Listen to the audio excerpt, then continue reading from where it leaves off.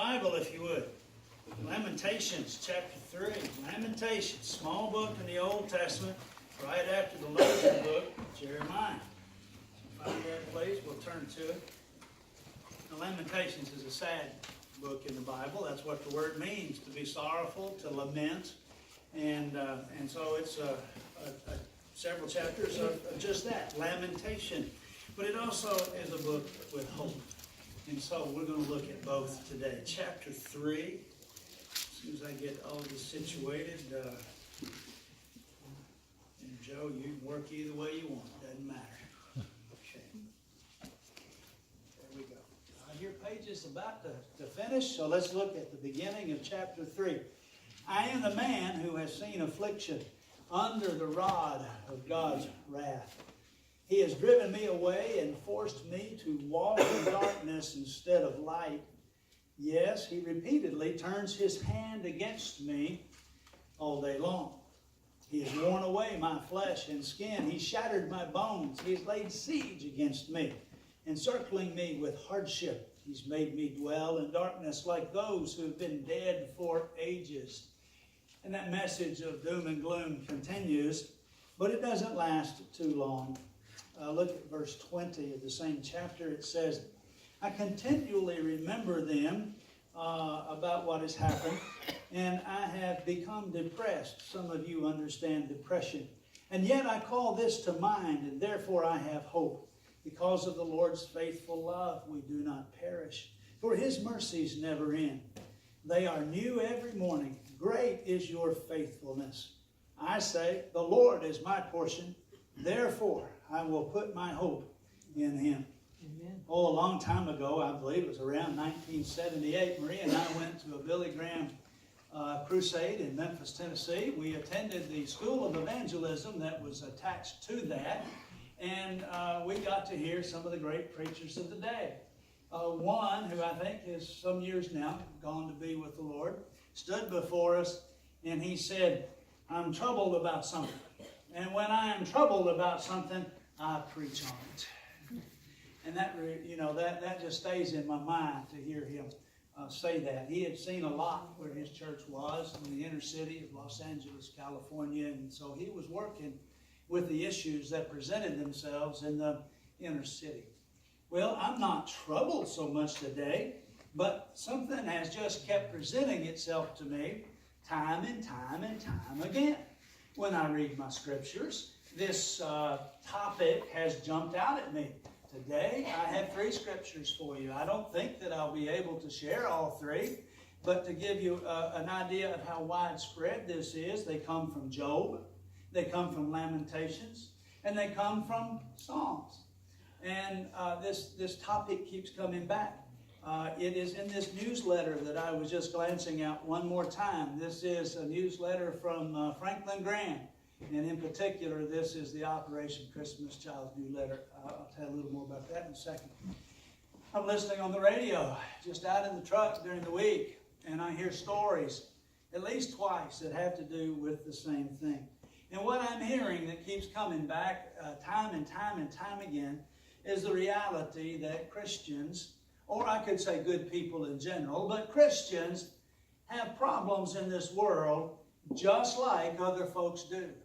And the message that keeps coming across is really very simple. It's not so simple. In fact, there's a whole school of theology dedicated to this. It's called theodicy, and it has to do with the study of evil in the world. But what I see in the simple way is that just like these texts say, I'm the man that's depressed. I'm the man that's been challenged by God. By God. I am the one that is suffering because of what God has done. And so I'm seeing that. I see it in these scriptures.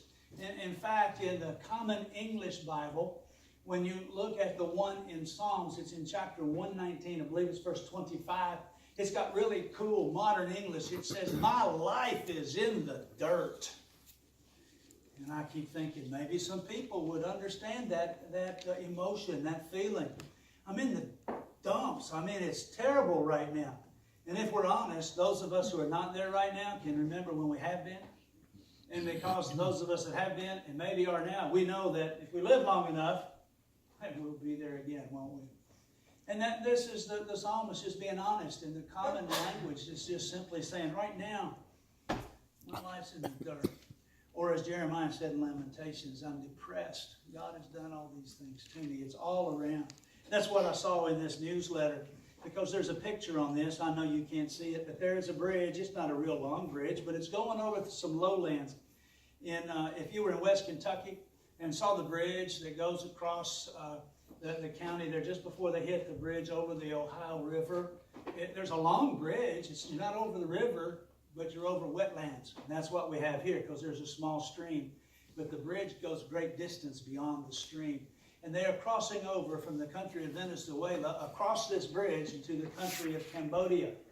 And the reason they are crossing is very simple. It's right there on the top of the page in big letters. It said, I left because we had nothing to eat. There's a man that's quoted in here and said, I had to leave my home. He said, my children are looking to me and said, Daddy, I'm hungry. He said, the worst thing in the world you can experience as a father is to have nothing to give them. And so they're leaving by tens of thousands a day. The numbers are over the millions now as people have gone to try to find something. Some are traveling as far as 3 weeks on foot in order to find a job. Some are taking their whole families, while others are going trying to find food and send it back. So it's a bad spot to be in.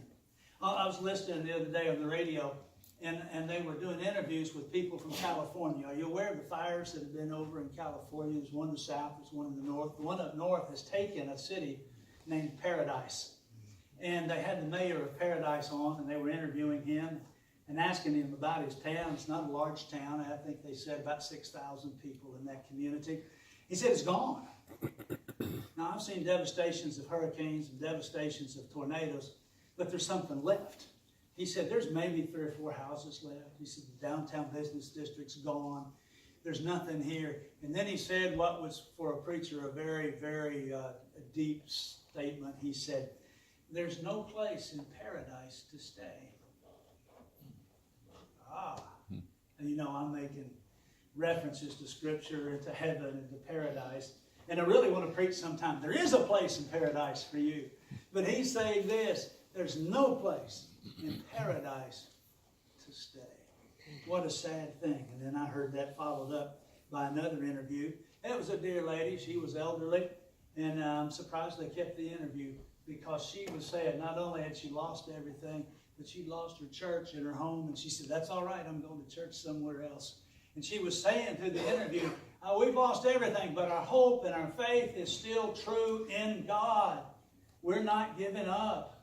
She'd experienced the worst that nature could throw at her, and still she had not given up her hope. What has happened here is in these scriptures that I've read, like the one in Lamentations.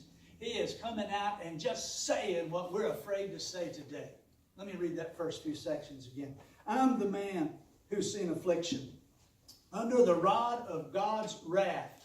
Who caused the affliction that Jeremiah went through? Let me read again. I'm the man who's seen affliction under the wrath of God. And here's what I'm going to suggest to you today, and I need you to stay with me, because this might be new for you. And you might have to work through it and muddle through it again later and think about it. Maybe by Thursday or Friday you'll be thinking on it again and say, you know, I think maybe the preacher might have been right. I'm going to suggest to you that in this instance we need to really go back to the Old Testament and understand Old Testament theology. Now don't stop there, because we have the New Testament behind it. Understand that. But I think sometimes when we use the New Testament, we start rationalizing and we start scapegoating and we start trying to figure out what's going on in our lives, when really we need to just stop and say, God did it. And that's hard for us to do. Because does a good and loving God cause cancer? Does a good and loving God cause fires in Northern California?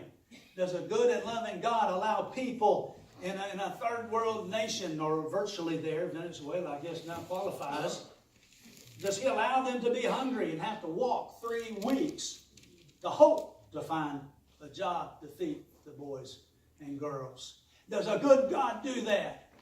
Well, if you read Lamentations, and if you'll read Job 23, and if you'll read Psalm 119, the answer is yes. Because the Old Testament theology, the way they thought was that God did everything. Think about it. We say that, but we really don't come down to brass tacks and affirm it. God is king. He is Lord. He's in charge. The big word that we use today. He's sovereign. And then we don't allow him to be sovereign. You know, we say he can do anything he wants, but then we don't let him. Bad news. He can do what he wants. In fact, Job 23, he says, God has appointed all these things for me, and everything he's appointed will come to pass, and he's got more in store for me yet. And you read that and go, oh my gosh, what more could he have for Job? But Job knew he wasn't done yet. There was more to go. Now, I'm sharing all this knowing that I'm giving you the hope of Christ. I get it. But I think sometimes we try to say, well, you know, if God's doing this, then surely something else is going on. Therefore, I can do da-da-da-da-da. We might simplify Romans 8:28. All things happen to good for those that are called according to his purpose. And so we go on our merry way, but we don't stop to think that God caused the thing that's happening to those who were good and called according to his purpose. I want you to get to the place today that you can say in your life, God did this to me. Pretty heavy, isn't it? God took my job away from me when I got fired. God gave me diseases that cannot be healed. God did things to me that caused disruption in my family. God brought about the storm that broke the trees, that tore down the lines, that left people in our community cold for over 2 days. God did it. It's all about God. It's God, God, God. Now I realize even as I speak, and I have a scholar here in Brother Mike who knows more about Henry Blackaby and experiencing God than I'll ever know, and I've taught it 5 times, I think, Mike. What does it say in there? God is at work and is still at work in me right now. He says that God is at work and he's doing things in my life. And so what we want to do in the New Testament side is this, is to discover how God is working in our lives and then embrace that and join him in that. In other words, my joblessness might be for a purpose. My disease might be for a purpose. My depression might be for a purpose that honors and glorifies God. And when you stop and really get down to it, when you give your life to Jesus and surrender to him, guess what? It's not about you anymore anyway. It's not. So would God take something and do something to me if it would then cause me to have a faithful witness for him to somebody else? Could it be that how you handle your disease is exactly what somebody else needs to see in order that they might find how to live and have hope and trust and faith in a God that loves you no matter what? Amen. Yes. I think I've shared with you in the past as a young pastor. People would come to me and say, preacher, how do you do it? Particularly in regard to funerals. Because I'm a young guy, I don't know, 24, 25, 26 years old. And they say, how do you do it? Because you don't have enough experience, you don't have enough wisdom, you don't have enough years in ministry.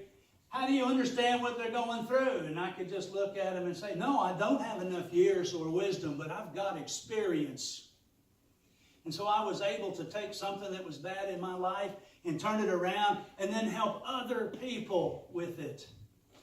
Particularly other boys and girls that lost a loved one. Because I was a boy when I lost a loved one. And indeed, Romans 8:28 comes true. He's able to take bad things and turn them to good. Yes. He is. He is. Could it be that he would allow me to have that experience just so somebody else could get blessed? You know what the answer is? Yes. What would he say to me? God, why are you doing this to me? And he might say, son, you're okay. You're going to grow up and be my preacher. Shut up. You're covered. Why do you do this to my loved one? He was a believer. He was baptized. He's part of the church. He knows Bible school. He's okay. Hush. There's other boys and girls and other moms and daddies out there that need to hear the word of truth. And yes, I will let you go through this. Now, how are you going to handle it? How are you going to deal with it? That might be a hard word for you, but I think it's a true word. When we look at the text that I have here, and we start looking at them, folks, what we discover is that in each case, they have listed their complaints to God. Y'all realize it's okay to fuss and complain to God? Oh God, why did you do this to me? Quit saying, why did you allow this to happen? Start saying, why did you do this to me? Just because we're in the New Testament doesn't detract from the sovereignty of God. It doesn't change His authority and power and His rights and His claims on your life. There's a passage in the Old Testament that talks about a potter. And the potter makes clay pots and turns them on the wheel and puts them in the oven. And he makes them for different things. Some he makes for beautiful service. You take them home, you put them on the mantle, you put flowers in them. You do all these great things. We've got a cookie jar. That's where Maria puts her money. Okay? I reached in the cookie jar one time. She said, "You get much?" I said, "No, my hand's bigger than yours. I can't get it out." And so, but we have a jar that's there. But does the potter have the right to make a jar that goes to the bathroom? Or to the basement? Or to the shop? Well, of course he does. He's the potter. And once you belong to God, does He have a right to use you in any way He deems fit? Yes. Well, absolutely. There's no difference. None whatsoever. And so these guys, when they came to Him, they complained, "God, why?" They didn't know. So you go ahead and say it the same way. "God, why did you do this to me? Help me to understand it."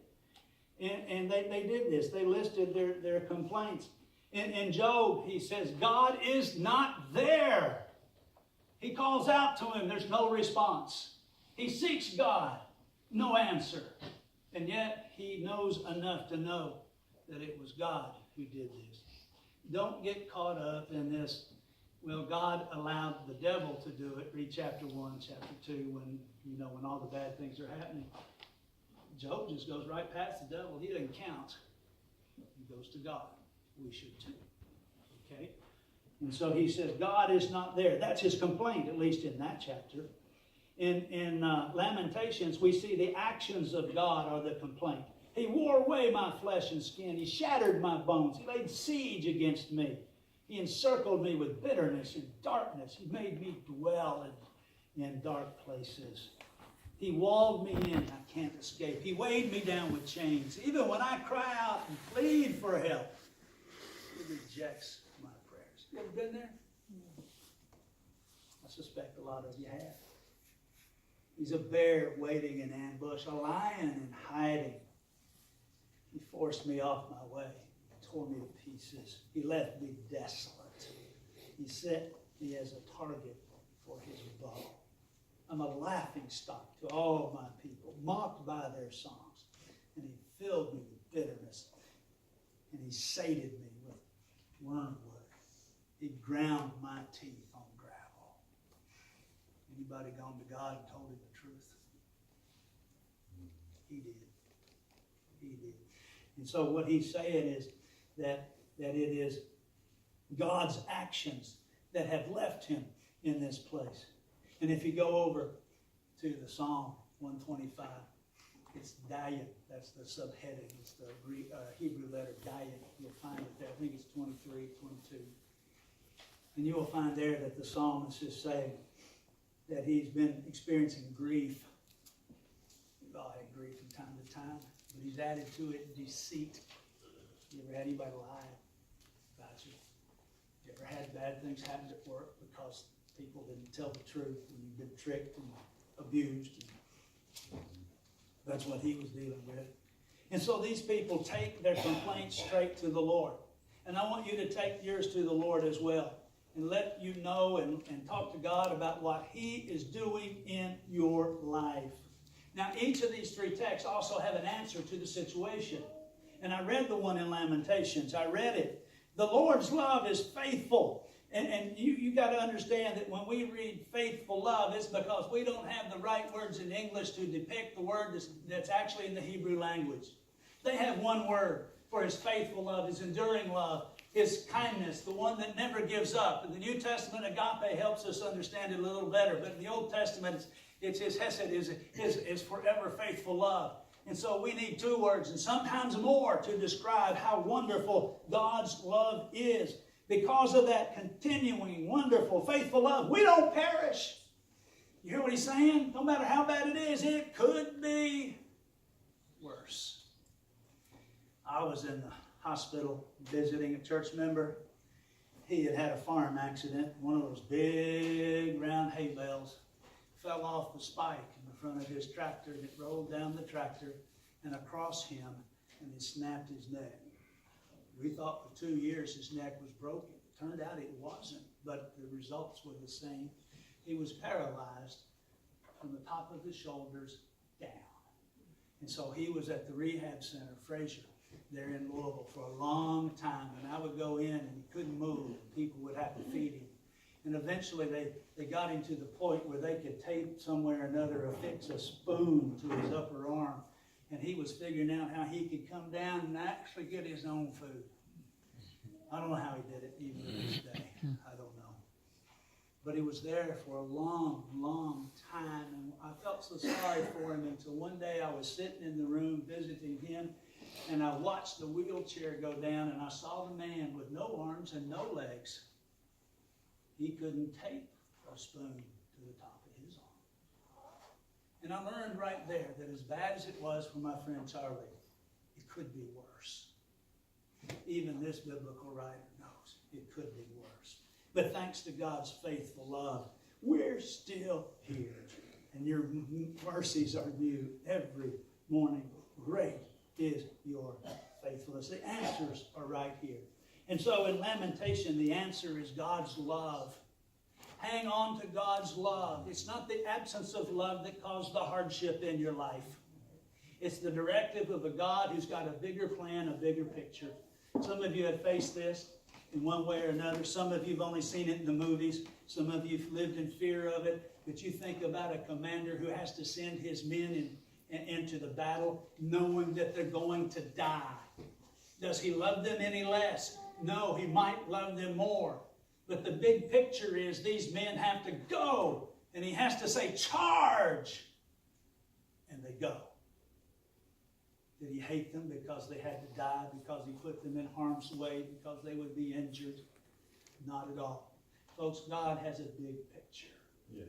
And if you are his, he will send you where he needs you to go. All right. The answer here is you to trust in his love. In the Psalm, the answer is, teach me thy statutes, teach me your law, teach me your word. All of Psalm 119, the largest chapter in the Bible, is constantly saying, teach me the word, teach me the word, teach me the word. Then I'll know what your will is. Then I'll know what to do. When you're having a bad day or a bad life, you get into God's word. It will make a difference in your life. And for Job, the answer is simple. Stay the course. You don't bail out because the road is rough. Just because it's a hard time, you don't quit. You don't give up on God. You grab on and you hold on and you don't let go. Amen. And so while we have the reality that God is sovereign, we also have what is that New Testament hope. Did you notice I'm reading the Old Testament? It's the same hope. It's the hope of love. It's the hope of his word. It's the hope of his constancy. It's the hope of staying true. It remains. And so we have that. And so here we are looking at all of these things. And if you're a person that's in that place, then my word for you today is really 4 things. Number 1, go ahead and give God credit for working in your life, even if it's at a bad time. He's still God. Okay, I think you get that. And then, if you are there, recognizing that right now, here's what you do. You turn to God's love. That's what you have to do. Number 2, you turn to his word. Number 3, you stay the course. You don't give up on God or his people. You don't give up on the church just because it hadn't been a good week or a good month or even a good year. You stay the course. So what do? Folks, if you're here today and you're hurt or hurting, confused, depressed, under attack, that's okay. God put you there for a reason. Figure it out. God, why did you put me here?